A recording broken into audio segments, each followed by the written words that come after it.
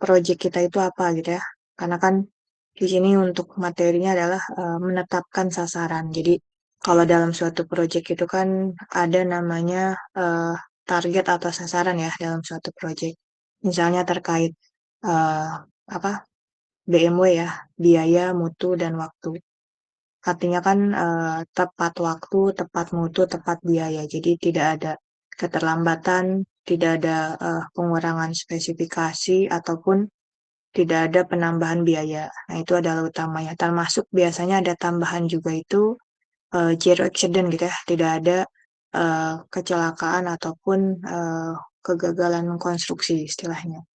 Nah, jadi ini untuk yang, tadi tujuan dari memanajemen risiko kita perlu namanya, menetapkan dulu sasarannya gitu ya. Tadi di antaranya bisa di biaya mutu waktu, tapi nanti tergantung begitu ya dengan, proses apa, projeknya itu apa. Jadi nanti akan, disesuaikan juga dengan target ataupun sasaran dari tiap project. Nah, oke jadi, dalam hal menetapkan sasaran ya, kalau nggak salah kemarin oke, ini kan masih lanjutan dari sini ya. Kalau sebelumnya itu kemarin udah dibahas ya, definisi kalau dari suatu risiko itu ada konsekuensi sama kejadian, frekuensi dan juga probabilitas. Nah, nanti kan di sini ya risiko-risiko juga ada banyak, bentuknya ya, ada, tadi risiko, kerugian, ataupun nanti level risikonya juga. Nah, kemarin kan udah dibahas ya.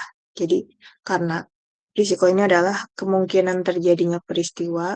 Nah, tadi yang mengakibatkan, yang membawa akibat yang tidak diinginkan atas tadi tujuan, strategi, sasaran, dan target. Jadi kalau misalnya tadi eh, ada beberapa kemungkinan yang mungkin terjadi sehingga tadi eh, ada hal yang tidak diinginkan atas adanya tujuan, strategi, sasaran, ataupun target. Jadi kan kita perlu lakukan namanya manajemen risiko. Jadi kalau tadi tujuan, strategi, sasaran, targetnya sudah kita ketahui, kita bisa manajemen ya untuk risikonya. Jadi tadi kemungkinan-kemungkinan terjadinya peristiwa yang mungkin tidak diinginkan itu bisa kita handle atau bisa kita kendalikan gitu ya terkait dengan manajemen risiko.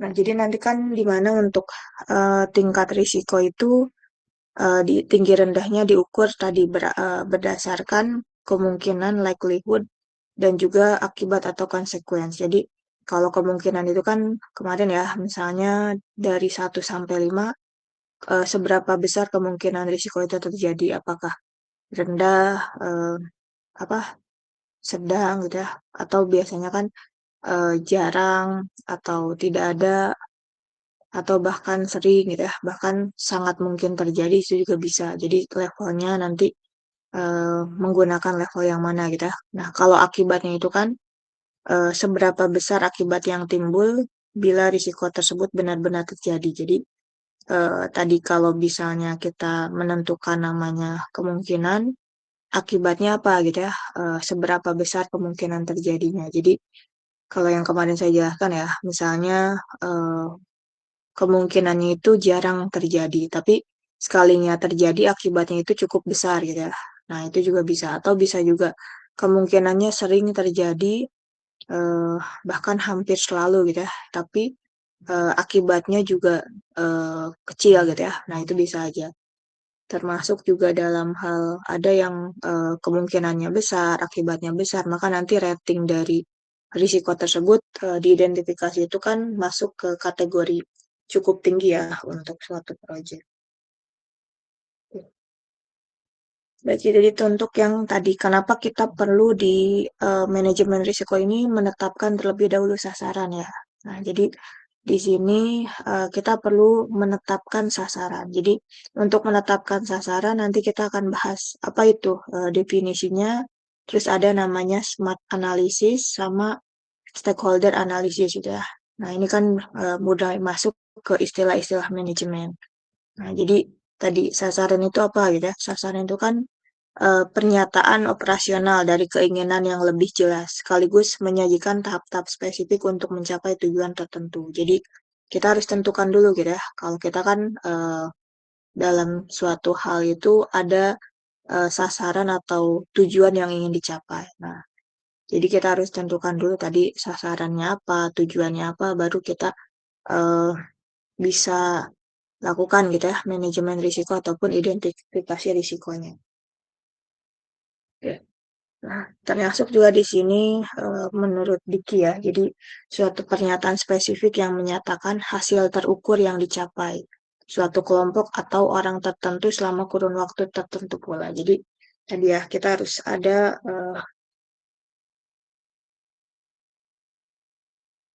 terkait dengan ini ya, apa, eee, pernyataan spesifiknya apa saja.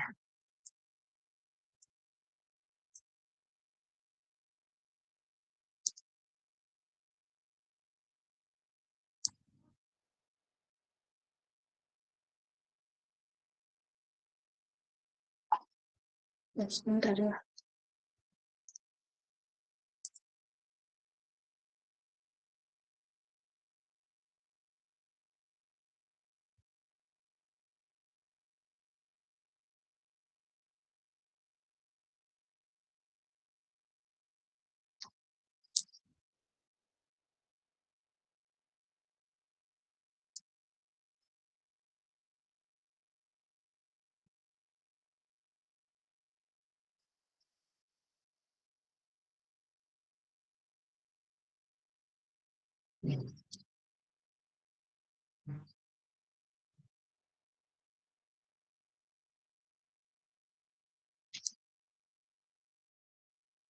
Definisi dari sasaran itu tadi pernyataan spesifik ya, yang menyatakan hasil terukur. Jadi kan kita ada, apa, ukuran gitu ya, suatu keberhasilan misalnya dari 1 sampai 100% itu, seberapa besar gitu ya, terukur hasil apa, keberhasilan tersebut. Misalnya sasaran tersebut apakah tercapai 100% ataukah hanya 85% gitu ya. Jadi itu juga harus, terukur gitu ya untuk sasaran yang ingin dicapai.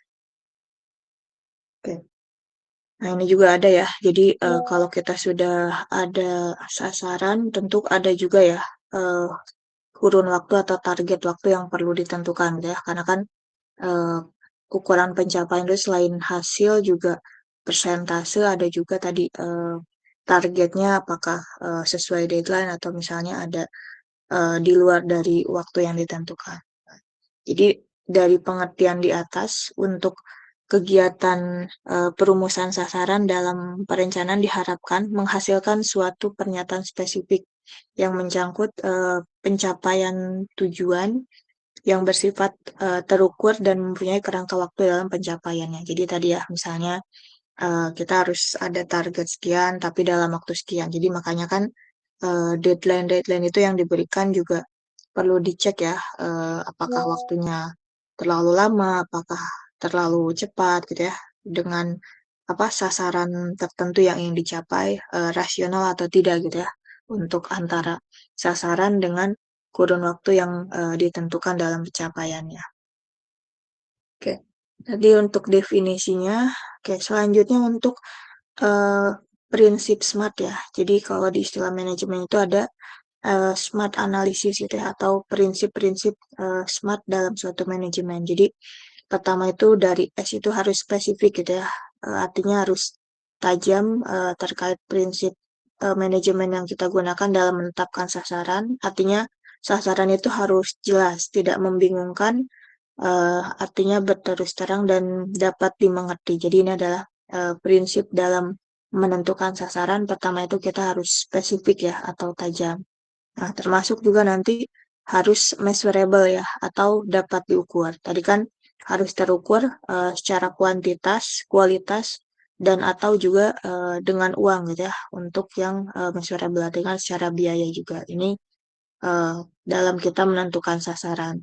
Terus juga agreed ya atau, disepakati. Jadi, harus ada kesepakatan gitu ya antara pihak-pihak terkait, apakah setuju sasaran-sasaran, yang sudah kita tentukan tersebut, ataukah ada, keberatan gitu ya, ataupun, kurang setuju dan sebagainya juga tentu tentu perlu disampaikan ya dalam, kita menetapkan sebuah sasaran.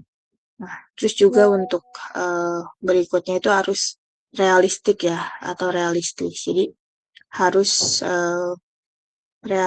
sesuai realitas gitu ya, berada dalam batas-batas kendali yang dan juga kapabilitas yang bersangkutan. Jadi tadi harus realistis apakah memang target tersebut memungkinkan untuk dicapai, khususnya dengan pihak-pihak yang bersangkutan ya. Jangan sampai nanti kita sebagai uh, di bidang ahli manajemen risiko menentukan sasaran, tapi kita lihat apa kualitas dari sumber daya manusianya, kualitas dari apa terkait dengan alat material ataupun hal-hal lainnya yang pendukungnya itu tidak memenuhi gitu ya untuk syarat tercapainya sasaran tersebut. Kan banyak ya di beberapa perusahaan misalnya ingin apa pekerjaannya selesai dengan cepat, tapi alatnya masih tidak memenuhi kata layak gitu ya. Biasanya alat-alatnya misalnya manual gitu ya, belum yang digital atau sebagainya, termasuk juga sumber daya manusianya, apakah mencukupi atau tidak gitu ya dengan jumlah tenaga kerja yang ada, ataupun misalnya apakah tenaga kerjanya itu mencukupi tapi apakah memiliki kompetensi atau tidak. Jadi itu juga beberapa hal yang mungkin bisa ditentukan gitu ya dalam kita menetapkan sebuah sasaran. Ya, termasuk terakhir itu ada time bound ya. Jadi ada batas waktu. Jadi kalau kita menentukan sasaran kan ada ya targetnya. Misalnya harus selesai dalam berapa hari kerja. Jadi nggak bisa kita tentukan sasaran tapi nggak ada batas waktu yang ditentukan. Jadi kan kita nggak bisa mengukur ya apakah dia tepat waktu ataukah waktunya terlalu lama gitu ya. Nah itu juga perlu ada digunakan dengan prinsip-prinsip SMART ini. Oke. Oke, jadi ini untuk yang prinsip SMART. Oke, sebentar ya. Oke, ini yang ke oke, saya cek dulu.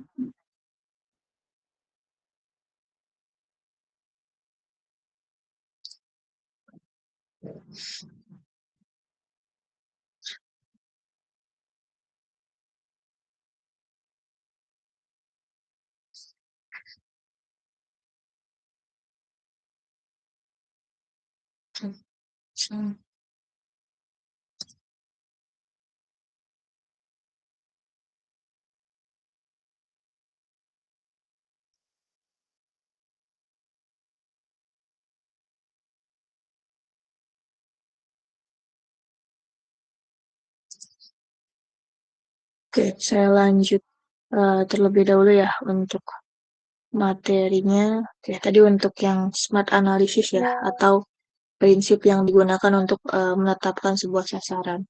Nah, selanjutnya kita juga perlu namanya melakukan adanya klasifikasi stakeholder. Oke, jadi kalau untuk klasifikasi stakeholder itu kan tadi ya kita perlu membuat stakeholder register terlebih dahulu. Jadi stakeholder itu kan mungkin sudah banyak yang tahu ya, artinya pemangku kepentingan. Jadi nanti ada yang secara internal ataupun secara eksternal.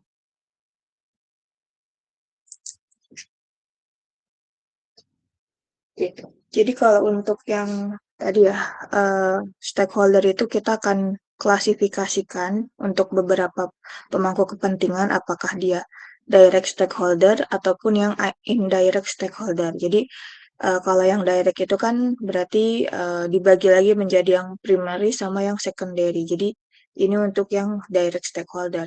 Kalau untuk yang indirect itu ada dari eksternal ataupun dari yang extended. Jadi ini untuk yang membedakan. Jadi ada yang primary secondary untuk yang direct dan external extended untuk yang indirect. Jadi nanti kita perlu analisis stakeholder ya. Tapi biasanya sebelum kita analisis, kita harus buat register juga ya, gitu ya, register stakeholder terlebih dahulu.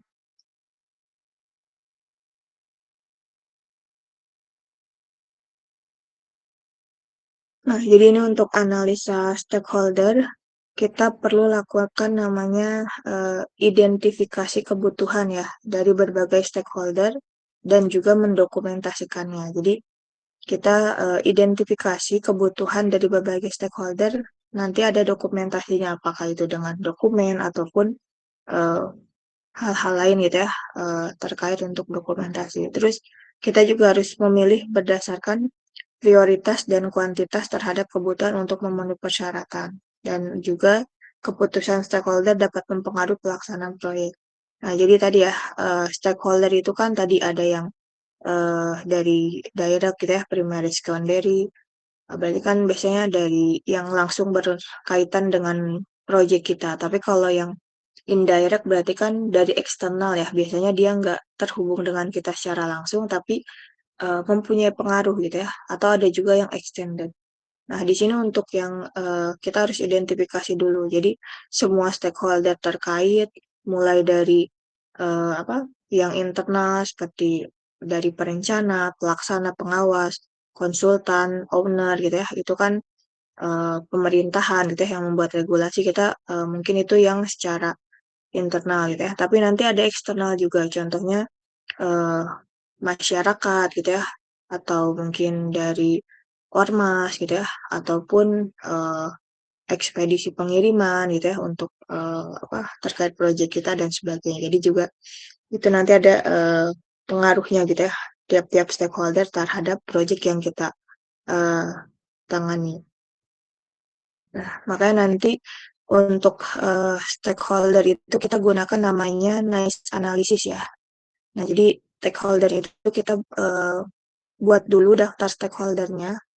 Nah, nanti kan banyak ya, misalnya kalau di data umum proyek kan kebanyakan kemarin misalnya ownernya siapa, konsultannya siapa, eh, kontraktor, subkonnya siapa aja, nanti kan kita masukkan ke register stakeholder ya. Nah, dari situ nanti kita buat NICE analysis. NICE itu kan yang pertama itu ada needs-nya ya. Needs-nya itu apa gitu ya, masing-masing stakeholder. Nah, selain itu juga kita ada interest-nya gitu ya. Interest dari tiap-tiap stakeholder itu apa, concern-nya apa, expectation-nya apa gitu ya. Jadi, nah ini harus kita lakukan analisis tiap masing-masing stakeholder. Jadi, tadi apakah masing-masing kebutuhannya, interest-nya seperti apa, concern ataupun expectation. Berarti kan nanti kita perlu kumpulkan ya data-data ini. Makanya tadi ada disebut dengan dibuat register dan diidentifikasi dan didokumentasikan ya di sini ya. Yang tahap pertama berarti kan kita mengidentifikasi terlebih dahulu tadi masing-masing NICE analysis dari tiap-tiap stakeholder. Nah, kalau sudah kita lakukan NICE analysis kan ini berarti kan seperti pengumpulan data ya. Kita harus mengumpulkan data masing-masing tiap stakeholder itu apa kebutuhannya, apa interestnya, concern ataupun expectation-nya. Nah, jadi ini contoh dalam melakukan analisa stakeholder ya, analisis stakeholder. Jadi nanti kan kalau level influence ya, berarti kan seberapa besar influence-nya itu dikategorikan dari low, medium sampai high. Nah, untuk reaction to purpose project objektifnya atau deliverable-nya kita lihat juga apakah dia negatif, netral ataupun positif. Jadi kalau di sini misalnya dalam suatu project ya, mungkin di bidang IT gitu ya.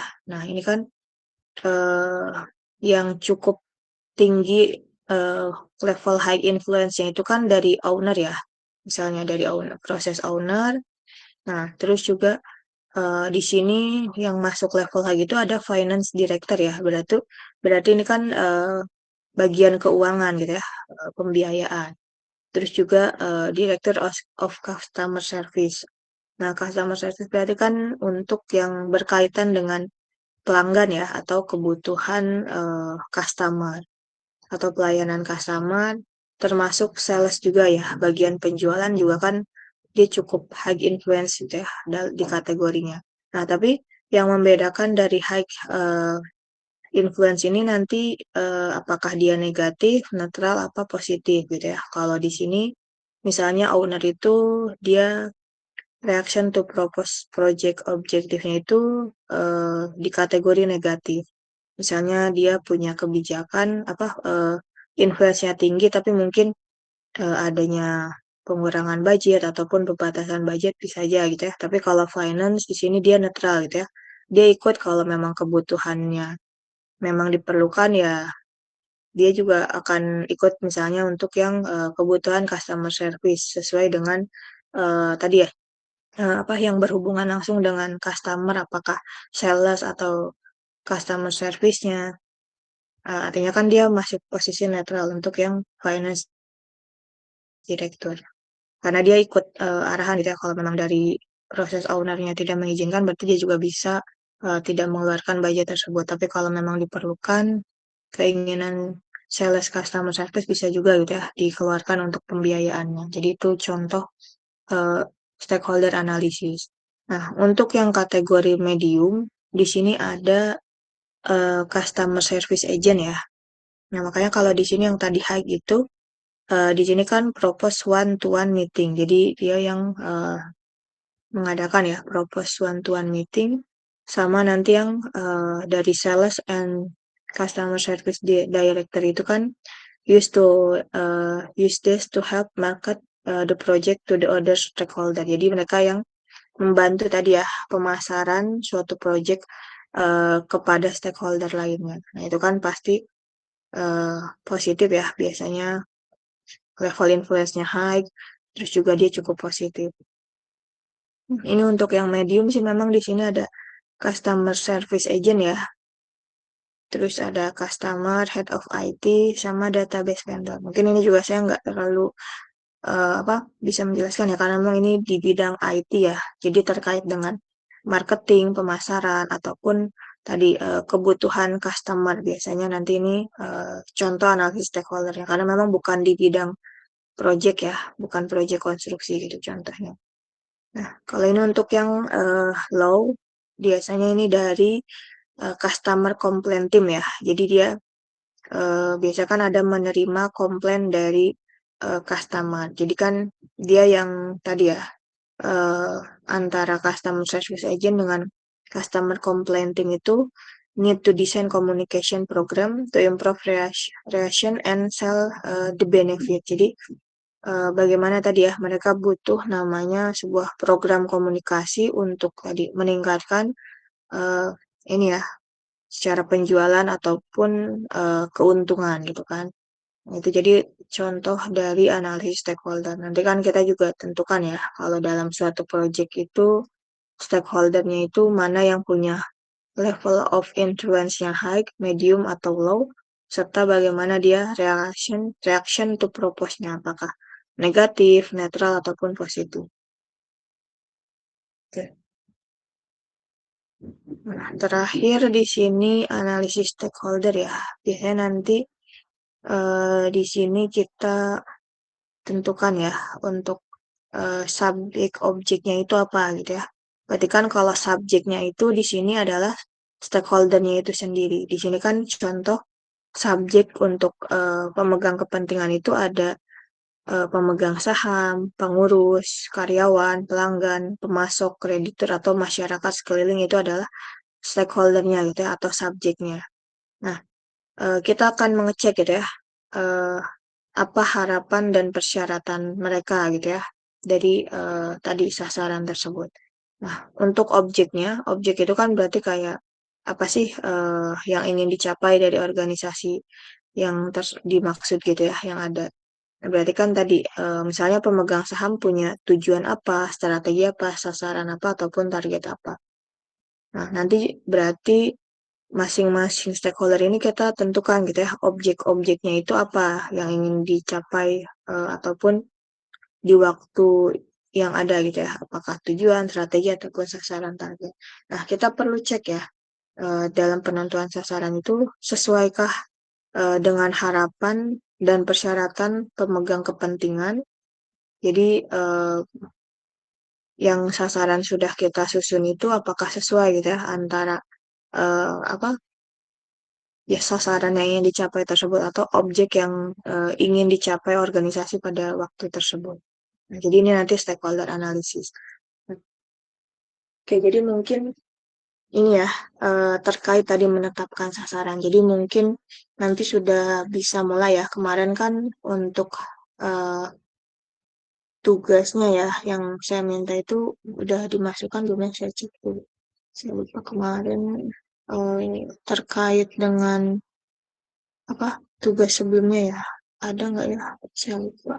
Ya nanti mungkin kalau memang yang belum sekalian disubmit dengan yang terbaru aja ya. Seperti yang mencari data umum proyek ya, data umum proyek sama nanti lanjutnya adalah membuat project charter terlebih dahulu. Jadi kan sebentar ya, saya cek dulu di labnya.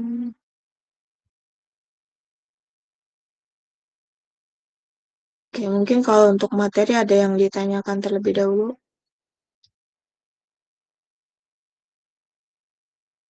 Ini sambil saya cek.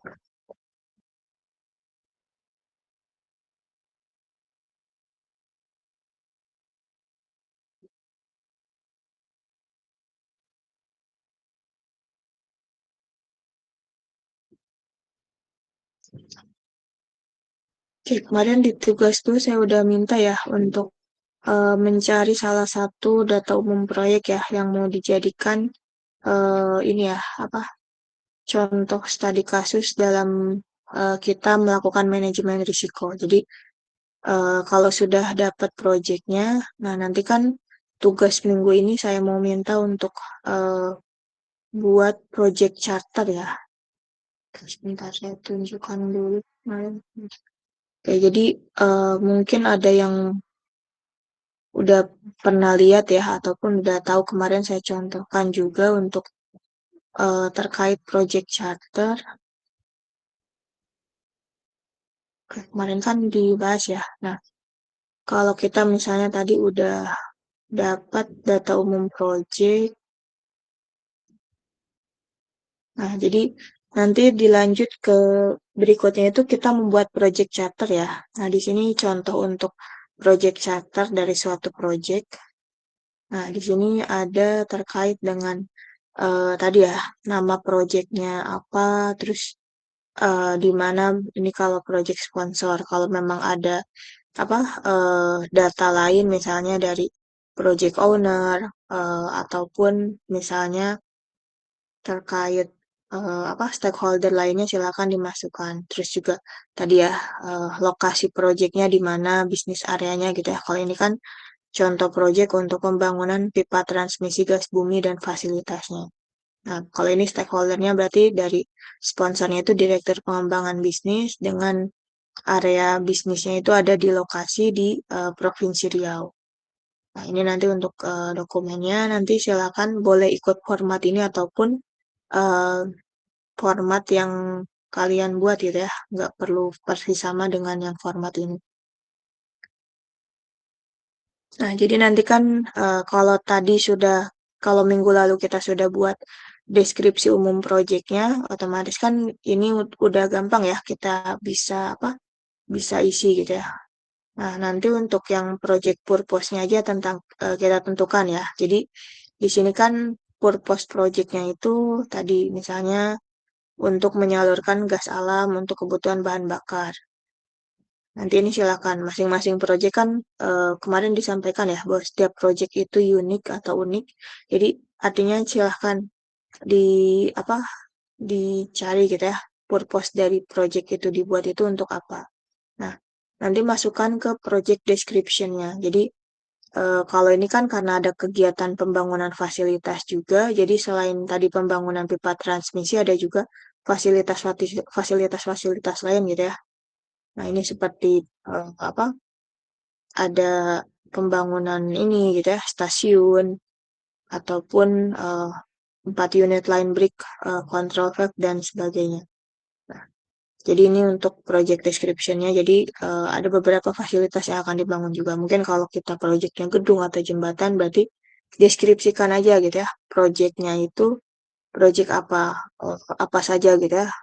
Mungkin kalau jalan kan ada bangunan pelengkapnya, misalnya ada drainasenya, ada marka jalan ataupun lainnya. Tapi kalau gedung ya, apakah hanya itu gedung utama atau ada fasilitas-fasilitas penunjang lain seperti area parkir ataupun lain-lain sebagainya gitu ya. Nanti bisa dimasukkan ke project description. Oke. Termasuk tadi ya untuk ruang lingkupnya itu apa aja. Di sini kan dilakukan ada project management, survey and detail design. Nah kan kalau kita juga sama ya di project umumnya ada project gedung, misalnya ada pekerjaan persiapan, ada survei pengukuran gitu ya, pembersihan lahan. Nah itu juga silakan dideskripsikan gitu ya dalam project description. Nah, lalu ada juga nanti yang terkait constraints-nya ya. Oke, jadi makanya ini saya bebaskan juga kalau memang mau ikut format ini silahkan, mau ikut format yang lain yang sudah dipunya juga silahkan. Nanti di sini kan ada constraint ya, misalnya tadi apa proyeknya ini tahun berapa gitu ya, apa target selesainya. Berarti misalnya ini di Desember 2019, nah budgetnya itu berarti kan di sini 600 miliar rupiah. Nah, baru di sini ada nanti high level risk-nya apa aja gitu ya. Kalau di sini kan ada beberapa list major of major issue ya, might occur during the project implementation. Jadi di sini ada apa aja yang harus kita masukkan pada high level risk ini. Nah, di sini kan ada beberapa risiko yang cukup tinggi ya. Misalnya tadi risiko turunnya kelayakan proyek akibat kebijakan pemerintah terkait harga gas di hulu dan di hilir. Terus juga risiko keterlambatan penyelesaian akibat proses perizinan di perkebunan dan pembebasan lahan sepanjang jalur pipa. Termasuk nanti yang keterlambatan ya, misalnya gas ini karena ada refinery unit saat sedang dalam proses modifikasi peralatan. Jadi tetap suatu proyek itu kita tentukan dulu high level risk-nya itu apa saja. Nah, kalau sudah tadi menentukan high level risk-nya, bentar ya, izin.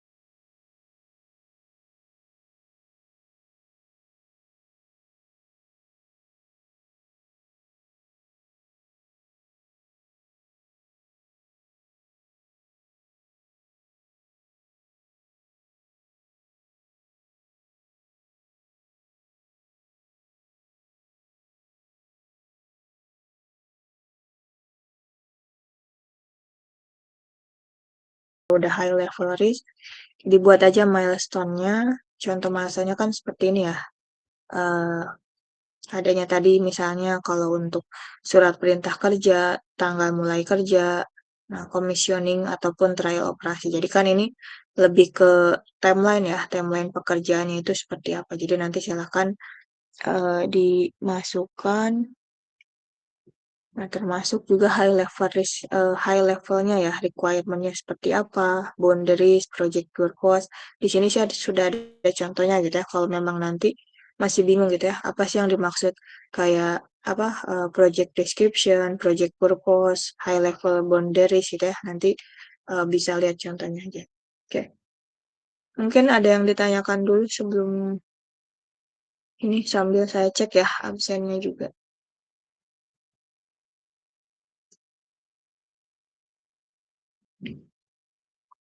Oke. Sebentar ya. Oke, sambil saya absen dulu aja ya. Kalau sambil Raska Faja ada ya, Raska hadir ya. Heru.